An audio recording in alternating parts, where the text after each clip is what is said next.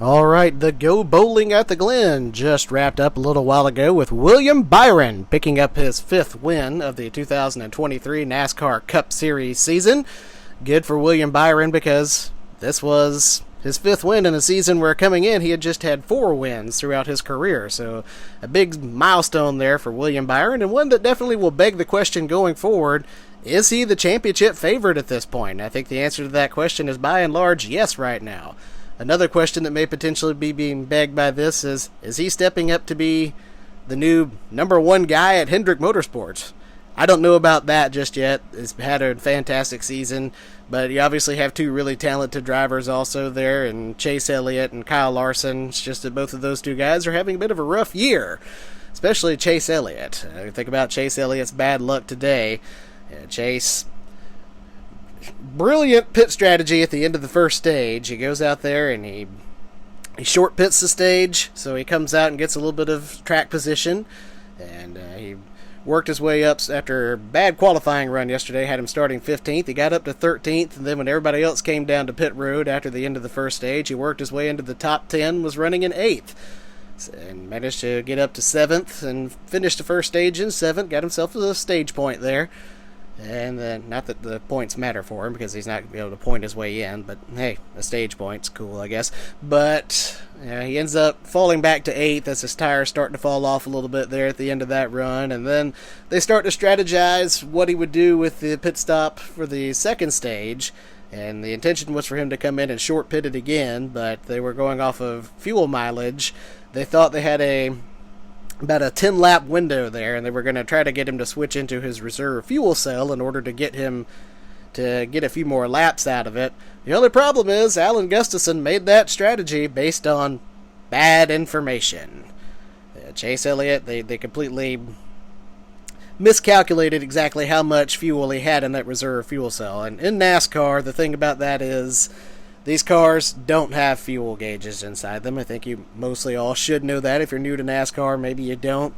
So the fuel strategy calls and estimating exactly how much is in the tank is left up to the crew chief, and he's going to go off of data that he's being fed either by the onboard computers inside the car or by people back at the Hendrick Motorsports war room back in Charlotte who are looking at all the data and everything and determining what his fuel mileage might be.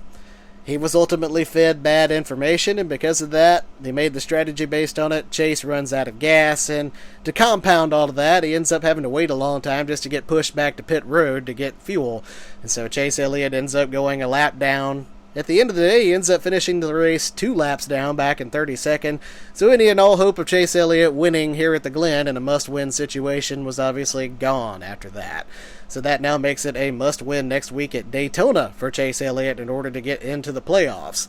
That said, will Chase Elliott get the win next week at Daytona? I'm not going to rule out the possibility, because the thing about Daytona, and I think everybody would agree with this, is it's a crapshoot. Chase Elliott's got a chance, but so do the other 35 drivers in the field. So you get 36 cars that all have a chance to win when it comes to super speedway racing, and so maybe he gets caught up in the big one, maybe he avoids the big one and he's in position there at the end, maybe he gets the win, maybe he doesn't. Based on his history at Daytona and the bad luck that he's had there, I would say probably won't happen. But I don't want to sit here and discourage any Chase Elliott fans out there. Don't take my word for it. Maybe it happens, maybe it doesn't. But we all know with super speedways that it is a crapshoot, and the odds are definitely stacked against Chase Elliott being able to even win his way in at this point. But going back to William Byron's win today, it honestly may or may not have happened. He had a dominant performance. I think he led 65 out of the 90 laps in this race, but it may or may not have even happened for him had it not been for Michael McDowell. Michael McDowell, last week's winner at the Indianapolis road course, drove an absolutely flawless race last week, and he had a lot of momentum coming in here. He thought he was going to approach it the same way this week that he did with Indy last week and see if he could go back-to-back, and he certainly had a good shot at it. He had a fast car, he won the first stage, and he had the speed and the dominance where it looked like he could honestly sweep all 3 stages of this race and pick up back-to-back wins. But at the end of the first stage, he goes down pit road, and unfortunately, he goes through too many pit stalls, gets penalized. Now you may be wondering, because you probably saw it on NBC, and they did a pretty good job of explaining this. Bob Pockris also did a great job of explaining it on Twitter, but in case you didn't see it, I'll explain it again. There are certain pit stalls on pit road that NASCAR either intentionally leaves vacant so that photographers and media have a place to set up and take photos, or in some instances they will leave one open when nobody picks it, to where it can help another driver be able to have an easier access to their own pit stall that's further on down the road. So there are pit stalls that are intentionally left open. NASCAR releases a sheet to all of the crews beforehand that labels which ones are in play and which ones are not.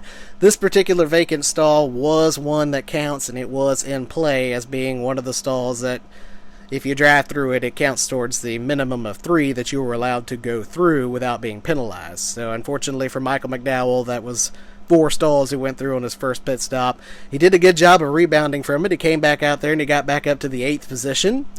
And then after the second stage, he goes down pit road again, and I think the second time he got caught speeding on pit road, and so he got penalized yet again.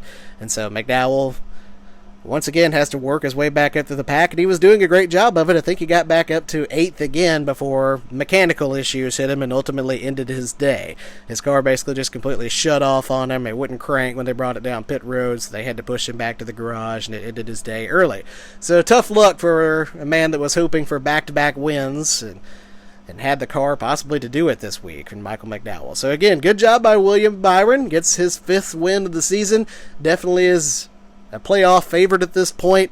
Possibly could even start having the discussion as to what his place is at Hendrick Motorsports right now. Is he kind of the face of Hendrick, especially given how Chase Elliott and Kyle Larson are kind of having a rough go of it this year? Again, I don't necessarily think that's the case. As long as those two are a part of Hendrick Motorsports, and as long as Chase Elliott is the most popular driver, he is probably to remain the face. But if you ask Jeff Gordon, I know he said this after the race in Atlanta a couple of weeks ago, he does intend for William Byron kind of to be a future face for Hendrick Motorsports. So this is a step in the direction where if you're going to be the face of the team, or possibly even the face of NASCAR, I know that's a lot of pressure riding on the poor young kid, that winning like this certainly does help, and he seems to be a driver that's on the upswing.